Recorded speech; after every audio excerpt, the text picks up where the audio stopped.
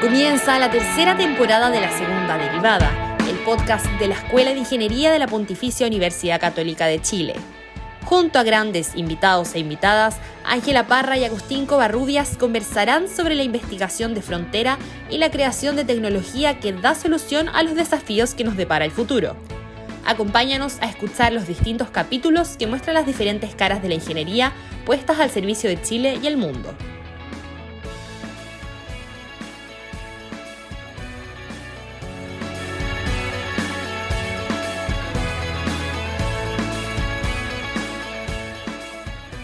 Acorde a las complejidades de los problemas multidimensionales que aquejan al mundo actual, nuevas y mejores soluciones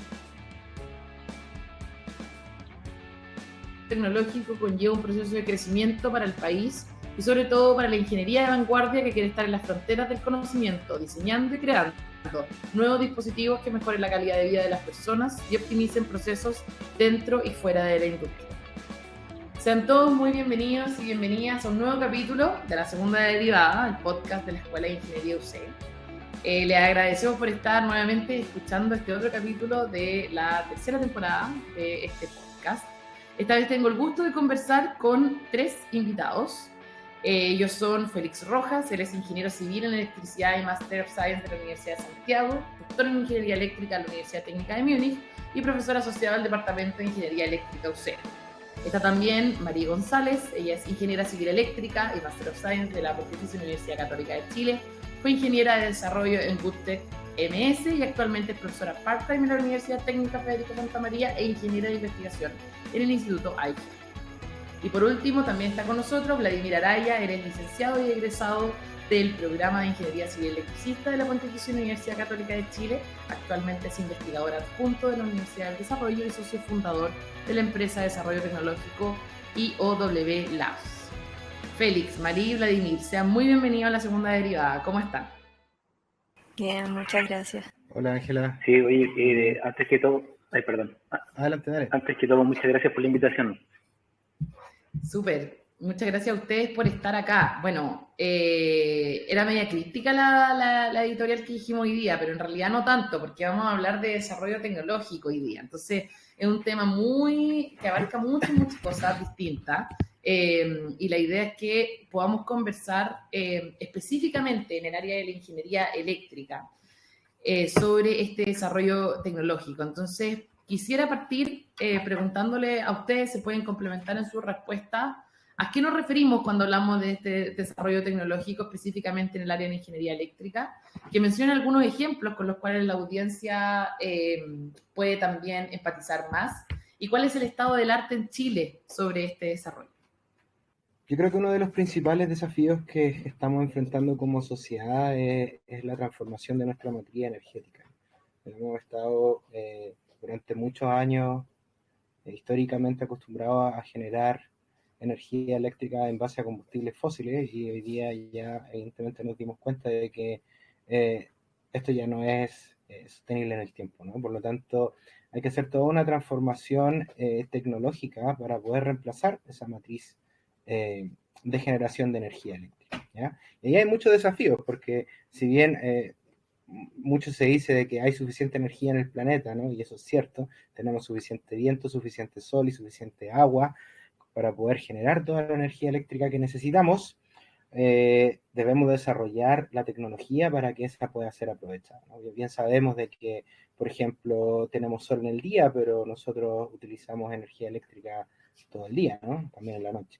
Entonces, ¿cómo lo hacemos para que esa energía fotovoltaica del día o del viento la podemos utilizar de forma segura durante las 24 horas, de que esa cantidad de energía se pueda usar en la industria para transformar los procesos productivos? Es algo que no es tan trivial.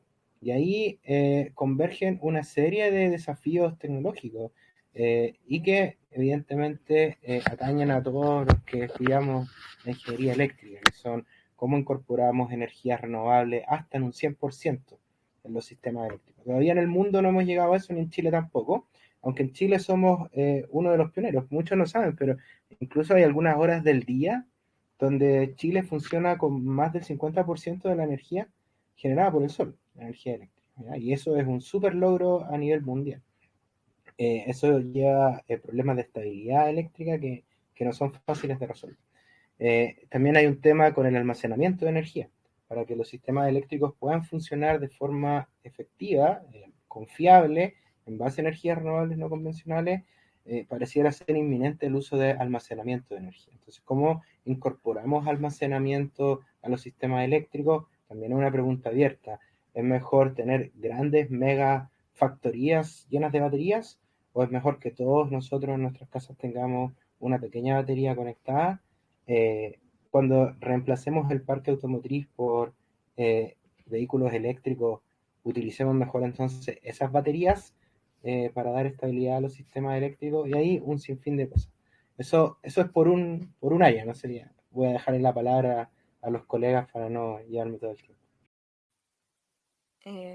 Claro, respecto a lo que decía Félix, la verdad es que hay muchas áreas dentro de la ingeniería eléctrica y ahí también hay muchas áreas en que la podemos estudiar. De hecho, por ejemplo, el UC está junto eléctrica y electrónica, pero hay muchas universidades donde están separadas y se entienden como disciplinas más o menos distintas. Y ahí, por ejemplo, lo que me ha tocado trabajar a mí no tiene mucho que ver con energía, sino que más que nada con el desarrollo de otras áreas como las telecomunicaciones, la automatización. Y ahí hay muchos dispositivos que usamos a diario que tienen que ver con este desarrollo tecnológico ligado a la ingeniería eléctrica o electrónica, que van desde, no sé, un celular, que ahí hay muchos temas en que se ha innovado, desde cómo se envía una señal, cómo podemos hoy en día estar viendo un video, que son un montón de información, en tiempo real recibiéndolo mientras se graba en otro lado. También cómo se hace un celular, por ejemplo, que ya existen todas estas fábricas automatizadas para producir cosas. De todo en realidad, desde la comida se hace de forma automatizada hasta ya la tecnología de punta. Entonces, también, no sé, pues el metro línea 4, línea 3 es automático. Todo para que eso funcione detrás tiene innovación tecnológica desde el área de la electrónica, de la eléctrica. Sí, yo quisiera acotar un poquito, o sea, complementar un poquito más lo que dijeron, a lo que dijeron recién, que hoy por hoy al final todos los aspectos, o casi el 100% de la mayoría de los aspectos de la innovación están de alguna otra manera ligados al desarrollo tecnológico. Y ese desarrollo tecnológico, querámoslo o no, pasa por componentes electrónicos, o sea, pasa por un desarrollo de una electrónica o la implementación de un firmware sobre un microcontrolador o un microprocesador. Entonces, de alguna otra manera, ya sea no solo como para desarrollar nuevos dispositivos electrónicos, sino que para implementarlo a nuevos dispositivos que utilicemos en nuestra vida, sí o sí necesitamos tener alguna forma, un acercamiento a la electrónica y al mundo de la tecnología, ¿cierto? Y pasa que las distintas industrias de Chile, que son al final donde está, por decirlo así, la plata, están muy ligados a desarrollos tecnológicos, ¿cierto? Tanto ya sea por lo que está tirando, o sea, los lineamientos del Corfo, ¿cierto? Los lineamientos de la industria, todos van asociados a desarrollos tecnológicos que implican de alguna otra manera el desarrollo de nuevos dispositivos electrónicos para resolver distintos requerimientos de distintos tipos en distintas áreas. Entonces, de alguna otra manera es inevitable apuntar en esa dirección, ¿cierto? O sea, ya sea en cualquiera de las gamas, ¿cierto? del área del saber, de alguna otra forma ya se están volviendo tecnológicas, ¿cierto? La arquitectura cuenta con dispositivos, ¿cierto? La música cada vez tiene más dispositivos electrónicos que permiten en el fondo mejorar el desempeño, tanto de la forma en que se graba el audio, en que se reproduce, nuevos instrumentos electrónicos, ¿cierto? Entonces, de alguna otra manera, no hay un área del saber que no esté siendo potenciado por el desarrollo tecnológico. Es muy interesante esto último que dice Vladimir, de que no hay un área del saber que no esté siendo potenciada por un dispositivo tecnológico o una nueva tecnología. Porque en general en este podcast conversamos de muchos temas, es muy variado y se junta la interdisciplina. Y es imposible hoy día quizás concebir la creación o el diseño de nuevos dispositivos tecnológicos sin la unión en el mismo dispositivo de, tal como decía antes, de distintas disciplinas o de distintos saberes. Y aquí quiero volver un poco a Marí, que ella justamente trabaja en la IGED, que fue el capítulo pasado que tuvimos con la profesora Claudia Prieto, que ella también es la directora de ese instituto, ¿cierto? Cómo esta construcción de estos dispositivos hoy día con respecto a los últimos 100 o quizás más años, ¿cierto? Es una conjunción entre la parte más física de esta construcción, pero también tiene muchísimo de computación, muchísimo de inteligencia artificial y de otras cosas que se están dando. Al final, ¿cómo este desarrollo logra reunir estas disciplinas en un mismo dispositivo? Claro, o sea, como bien tú dices, siempre se necesita entender más de una cosa. De repente, no sé si yo voy o sea, bueno, hablando del caso en particular de iHealth, en que trabajamos con imágenes médicas, claro, detrás hay una física bastante compleja respecto a cómo funciona la toma de imágenes, los resonadores, que es lo que más trabajamos. Y ahí hay como varias capas de información en las que se trabaja, desde cómo se hace este dispositivo, que en nuestro caso no es lo que más manejamos, sino que más bien nosotros trabajamos en cómo después se procesa esta información. Entonces, ahí pasa algo que a mí me gusta mucho de cómo funciona la ingeniería eléctrica, en que se mezcla el hardware con el software, se mezcla lo que ocurre a nivel físico con el entendimiento que nosotros podemos tener de estas situaciones, ya sea a través del conocimiento como experimental que existe, o también hoy en día ya con inteligencia artificial que nos permite mejorar esa comprensión o hacerla más rápida. Entonces, claro, yo creo que en la ingeniería eléctrica siempre se va a mezclar un tema que tiene que ver con la adquisición de datos, con cómo este se procesa y cómo después también podemos ir modificando el entorno. Que ahí también, bueno, hablamos mucho de sensores, de control, de actuadores también, que en el fondo uno no quiere simplemente ver qué pasa, sino también analizar qué pasa y también ir modificando lo que ocurre a nuestro alrededor. Sí, exactamente. Y con respecto a esta unión que nombrabas del hardware con el software, también existe una parte muy importante, ¿cierto?, que es comprender el problema en su completitud y después tomar ese problema y adaptarlo a la comunidad, a las personas, a quienes haya que resolverle ese problema, que no es tan fácil.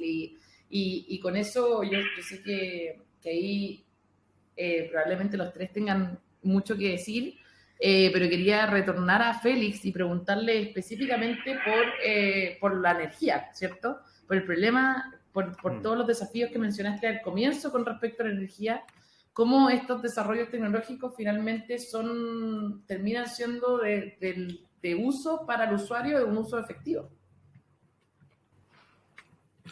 Sí, efectivamente, yo creo que muchos de los usuarios en general de la energía eléctrica no se imaginan lo frágil que puede llegar a ser un sistema eléctrico. Para que tú te hagas una idea, Ángela, y bueno, y todos los auditores, para que nuestro sistema eléctrico funcione, instantáneamente la cantidad de energía que se está generando se tiene que estar consumiendo, ¿ya? Eso pasa segundo a segundo, y hay un coordinador en cada país, en nuestro caso el Coordinador Eléctrico Nacional, que está observando que ese equilibrio no se rompa. Entonces, por eso te decía en un principio que es tan delicado. O sea, imaginemos que tenemos un 20% de toda la energía que se está generando que está en una planta solar en el norte, y de repente pasó una nube, y una cosa tan sencilla y trivial como esa significa que perdimos el 20% de nuestra energía, y eso genera un problema de estabilidad. Eso podría incluso generar que se caiga el sistema eléctrico, ¿ya? Y para poder resolver eso, se requiere que nuestro sistema pueda reaccionar de forma muy rápida. Y ahí vienen muchos desafíos tecnológicos. Entonces, ¿cómo nosotros hacemos dispositivos que sean capaces de manejar energía eléctrica en rangos de tiempo que no son de escala humana, que estamos hablando en rangos de tiempo de los microsegundos, ¿ya? Para poder extraer energía de una batería, por ejemplo, y compensar esa nube que pasó durante 30 segundos, cosa de no romper este equilibrio de energía generada y energía consumida.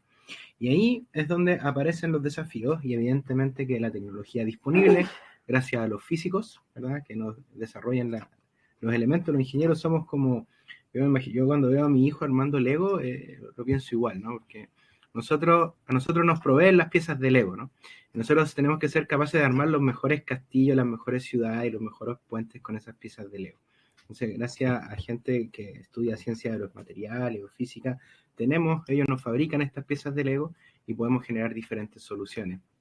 Y ahí, bueno, esto se engancha mucho se habla en la literatura de lo que serán en el futuro las redes inteligentes, ¿no? Hoy día, históricamente tenemos un grupo de grandes centrales eléctricas que están dispersas alrededor, generalmente lejos de las ciudades, y puntos de consumo muy grandes que son las ciudades. Ese paradigma está cambiando lentamente y a lo que se tiende es que la generación de energía está inserta dentro de los consumos. Es decir, que cada persona tenga paneles solares, que las industrias tengan generación distribuida por toda la ciudad. Y eso hace que la energía tenga que viajar menos y por lo tanto existan menos pérdidas de energía. Pero al mismo tiempo hace más complejo manejar los flujos de energía. Porque lo que antes era una energía que iba del punto A al punto B en una dirección, ahora se transforma en una red enmarañada de distintos puntos de generación de energía y distintos puntos de consumo de energía, y algunos ya están empezando a hablar una especie del Internet de la energía, ¿no? Que básicamente vamos a tener redes de energía donde en vez de andar traspasando datos vamos a poder traspasar y manejar flujos de energía. Y eso es algo súper entretenido y algo que tiene, a todos los que están pensando en estudiar ingeniería eléctrica, les digo que hay mucho todavía por hacer. Es una transformación que recién está comenzando y ahí tenemos para 50 años, 100 años más de poder estar trabajando en esta transformación. Y lo otro que me gustaría dejar también un mensaje para aquellos que están empezando a estudiar o quieren estudiar esta carrera, es que muchas veces, tal como lo mencionaba Marí, los estudiantes no se imaginan lo mucho que hay que programar también en ingeniería eléctrica. Muchas veces los estudiantes piensan en programación e inmediatamente piensan en computación, ¿no? Pero los ingenieros eléctricos programamos mucho, pero programamos más a nivel de firmware. Nosotros programamos los códigos que tienen los chips, esas pastillas negras que se ven en las tarjetas cuando uno de curioso abre un celular o abre un computador. Esos son los códigos que nosotros programamos y hacemos que las señales eléctricas hagan la magia y que las cosas funcionen. Así que también hay mucho por ahí a los que les gusta programación. Hay un camino también súper entretenido. Así es. Quizás también soy parte de ingeniería eléctrica, entonces aquí somos 4 metidos en lo mismo, pero me hace mucho sentido lo que están diciendo y creo que también este podcast, que bueno, es una audiencia general, ¿cierto? No todos son, siempre lo digo, no todos son ingenieros o ingenieras, no todos quieren serlo, pero creo que lo maravilloso de esto es que uno puede, en pequeños ejemplos de su vida cotidiana, darse cuenta del impacto que tiene cosas como la ingeniería eléctrica y cosas que ustedes están conversando. Y aquí voy a ir a Vladimir, que justamente como yo mencionaba al inicio, es socio fundador de una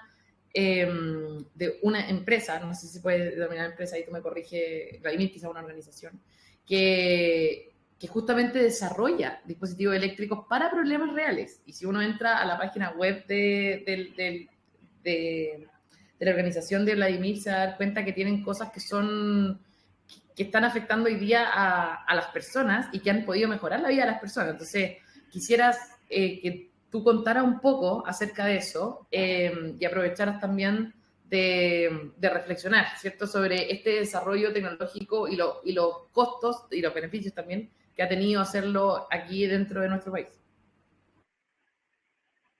Sí, bueno, o sea, hay harto que hablar en verdad. O sea, yo creo que deberíamos estar hablando mucho al respecto, sobre todo, principalmente por lo sufrido que es en varios aspectos, pero sí, lo partamos por la parte buena. La parte buena es que, de alguna otra manera, en estos últimos años hemos visto una revolución, que es algo que está pasando ahora y hay mucha gente que quizá partió estudiando electrónica o incluso conceptos de programación con estas interfaces como Arduino, Scratch, no sé, pues hay otra de Inventor, ¿cómo se llama? Ahí se me olvidó, pero hay unas plataformas que en el fondo son para simular estas programaciones o circuitos de forma online y de alguna otra manera están creciendo con estas plataformas, pero esto es algo que se está viendo ahora, desde la última década. Entonces, nosotros estamos viviendo de algún otro modo una revolución, ¿cierto?, respecto al desarrollo de dispositivos electrónicos. Y es bueno porque esta revolución de alguna otra manera viene con una democratización de este conocimiento. O sea, 10 años atrás, 20 años atrás, había que ser una persona muy erudita, conocimiento muy específico para poder llegar a estar en el punto en donde yo pudiera desarrollar un circuito electrónico, ¿cierto? Entender todo esto, data, ¿cierto? Y poder armar mi solución o resolver mi problema a través de un desarrollo electrónico e incluso una programación, ¿cierto? Ante el acceso a los computadores o a las interfaces de programación era mucho más complejo.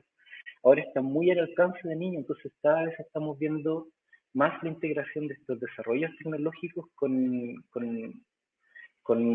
ciertas edades tempranas, ¿cierto? Hay niños que están participando en el colegio, están desarrollando sus propios dispositivos, ¿cierto? Los primeros años de UYA, casi todos pasan de alguna otra manera, tienen un acercamiento, ¿cierto?, al desarrollo tecnológico. Entonces, de algún otro modo es súper positivo ver cómo es inevitable, ¿cierto?, que yo al poder enfrentarme a un problema tenga un acercamiento, ¿cierto?, a este nuevo saber, este nuevo conocimiento, ¿cierto?, y que sea de una forma gratuita y abierta, ¿cierto?, como lo es todo el proyecto de Arduino, ¿cierto? Ahora, ¿qué es lo que pasa en particular con mi empresa? Y sin querer como entrar como a vender la empresa, nosotros nos dedicamos específicamente al desarrollo tecnológico, ¿cierto? Y aquí tomamos ventaja un poco de lo que hablaba la Mari, que en el fondo esto ocurre en capas, ¿cierto? Ocurre a nivel de capa, hay una capa que es el problema físico, ¿cierto? Después viene como la interfaz, ¿cierto?, que tiene que ver con la electrónica, y después viene la capa de procesamiento, ¿cierto? Y probablemente hay una realimentación del sistema.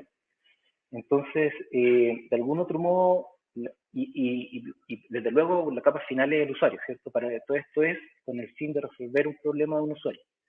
Entonces, en ese sentido, nosotros nos abocamos mucho, somos una empresa que está muy orientada al área técnica, ¿cierto? Entonces nos abocamos mucho a la parte técnica, que es la implementación de esto, pero solemos dejarle a las personas que están en distintos emprendimientos, ¿cierto? Tienen sus ideas, tienen sus empresas, sus proyectos y tienen la problemática y ellos ya la levantaron.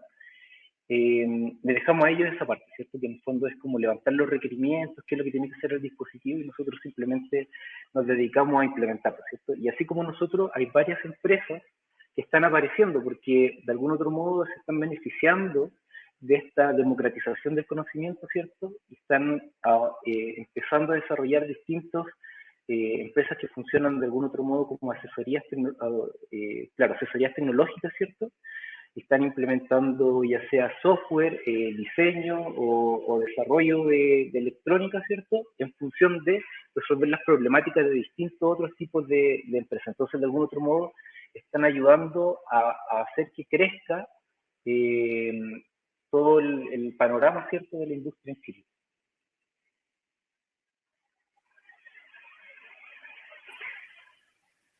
Claro, igual yo quería agregar que esta democratización igual viene de la mano con el aporte que podemos hacer hacia Chile y a Latinoamérica, porque a veces igual me he cuestionado como por qué hacemos estas cosas acá en que hay súper poca industria y siendo que la gran mayoría de las cosas se hacen en Estados Unidos, en Europa.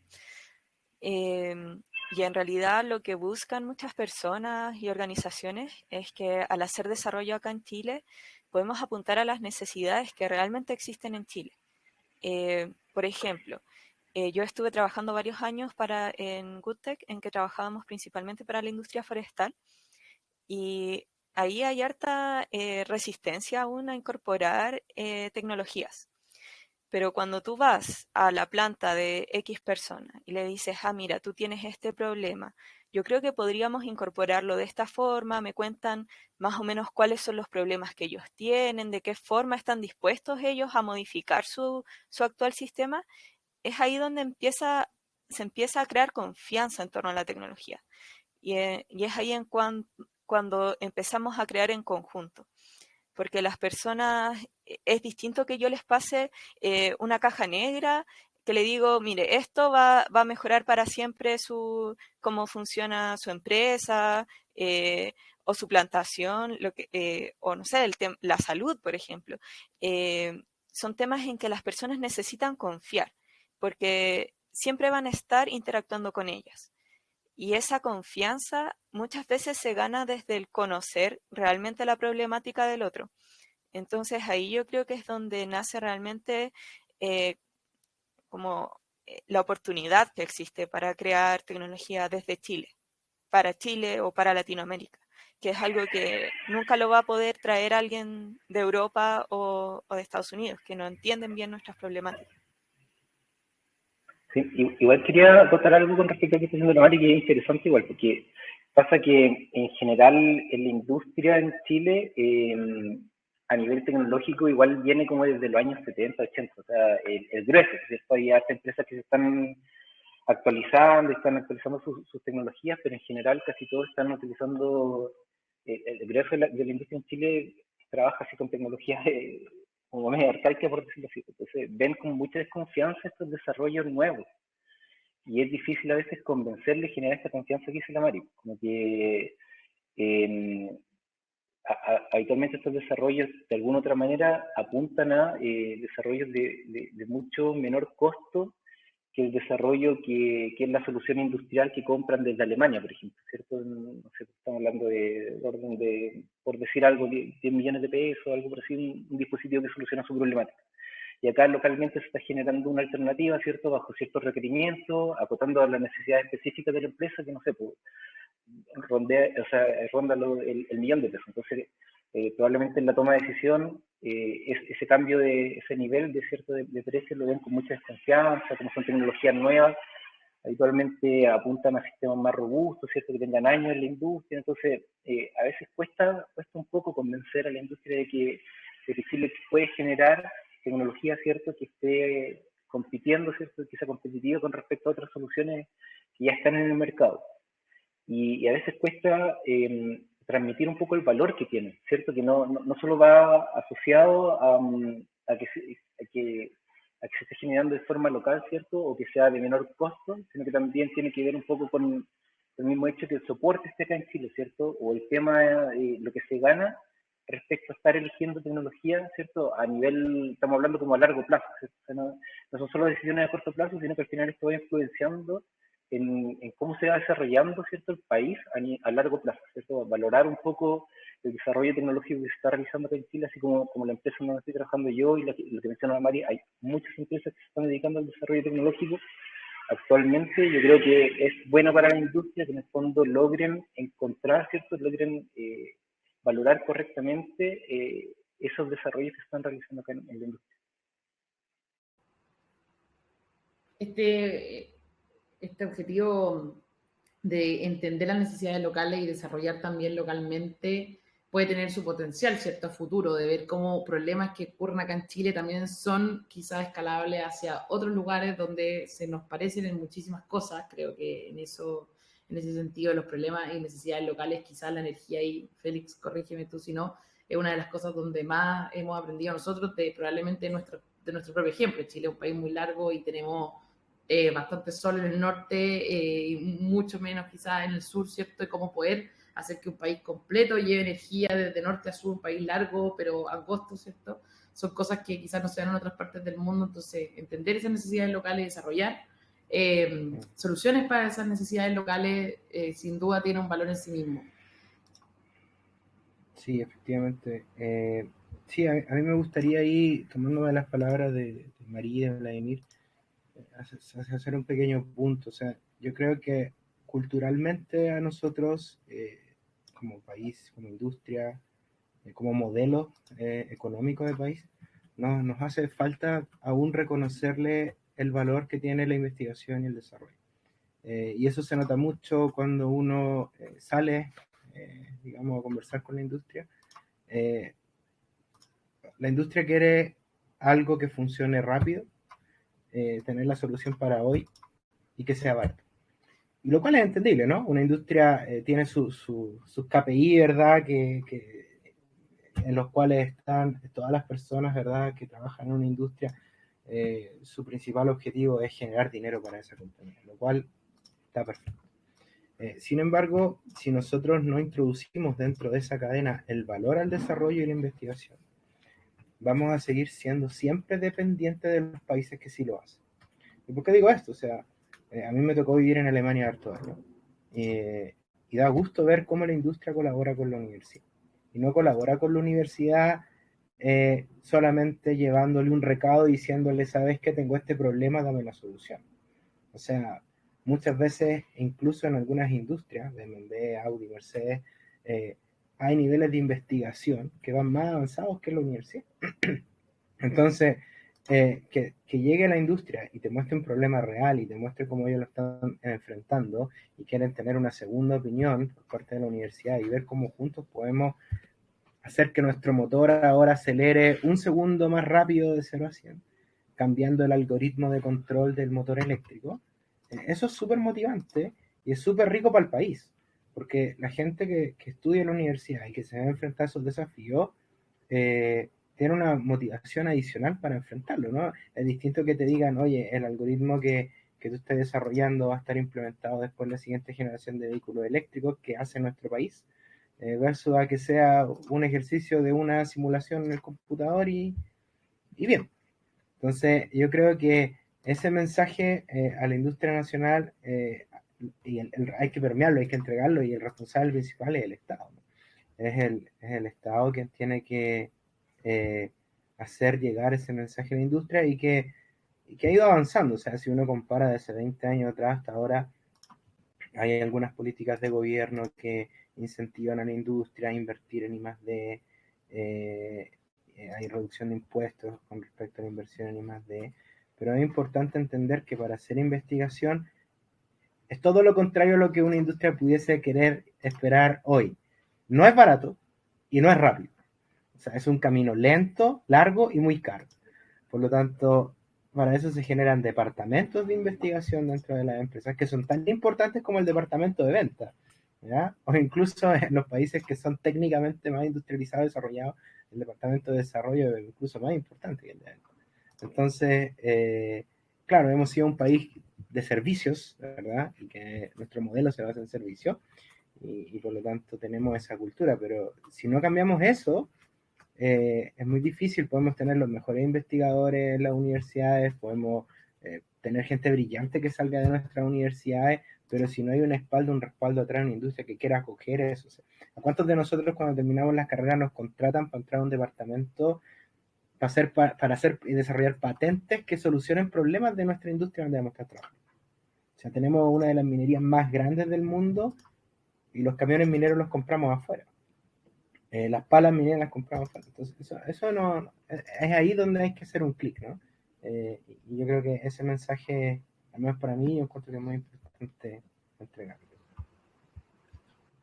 Sin duda, sin duda. Creo que bastantes reflexiones que hago de lo que están diciendo, sobre todo porque justamente en la segunda derivada hablamos harto de la vinculación de la industria con la universidad en general, no solo la nuestra, y con el desarrollo y con la investigación, y cómo podemos mejorar esto. Así que creo que, bueno, este capítulo también daba al callo con eso específicamente en esta área.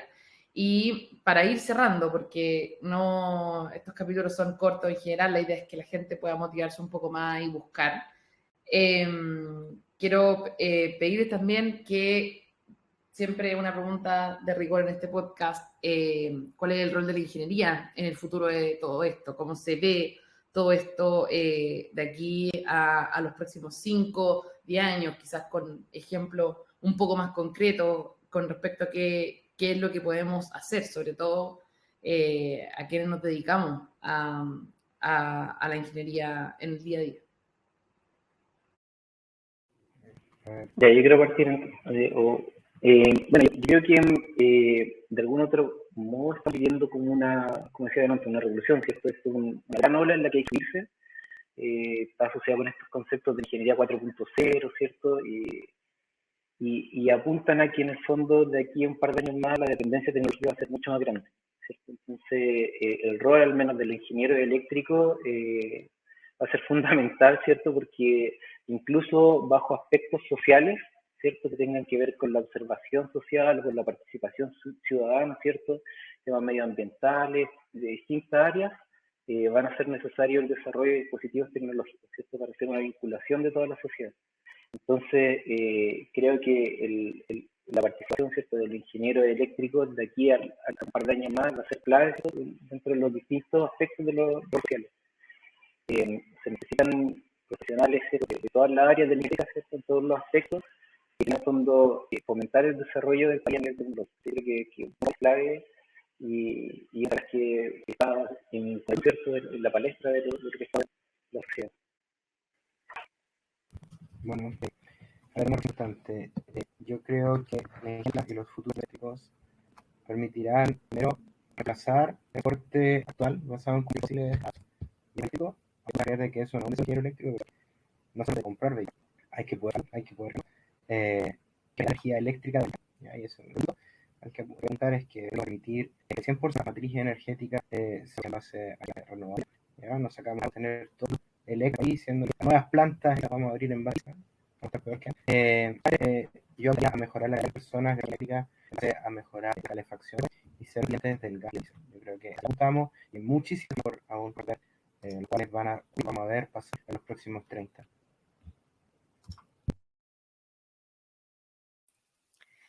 Bueno, por mi parte me parece que hay muchas aristas desde donde responder esta pregunta. Pero para mí la más relevante en este momento tiene que ver con cómo nos asociamos con otras áreas de conocimiento, porque para muchas personas todo lo que nosotros sabemos sigue siendo magia negra. Entonces creo que ahí tenemos un rol súper importante de divulgación, de explicar qué es lo que hacemos y cómo lo que hacemos puede aportar a otros en las distintas áreas, en todas, desde cómo nos movilizamos a diario hasta cómo procesamos información. Todas las áreas pueden verse beneficiadas, pero muchas hoy no lo saben. Y creo que nuestro rol como ingenieros es poder llevar esta conversación a todas las personas. Muchísimas gracias a los tres por haber estado hoy día con nosotros. Creo que queda bien claro a partir de la conversación los desafíos país y los desafíos que tenemos que seguir de acuerdo al desarrollo tecnológico, específicamente en ingeniería eléctrica. Como siempre decimos en este podcast, todos los temas están interconectados y qué mejor que este tema para conversar hoy día con respecto a las nuevas tendencias que se están dando con respecto a esto y otros desarrollos y que mejoran la vida de las personas directamente. Muchísimas gracias, Marí, muchísimas gracias, Vladimir, muchísimas gracias, Félix, por haber estado hoy día con nosotros y, como siempre, a nuestra audiencia por escucharnos. Que estén muy, muy bien. Chao. Nos vemos en el próximo podcast, donde continuaremos abordando cómo desde la ingeniería podemos aportar al desarrollo de los países.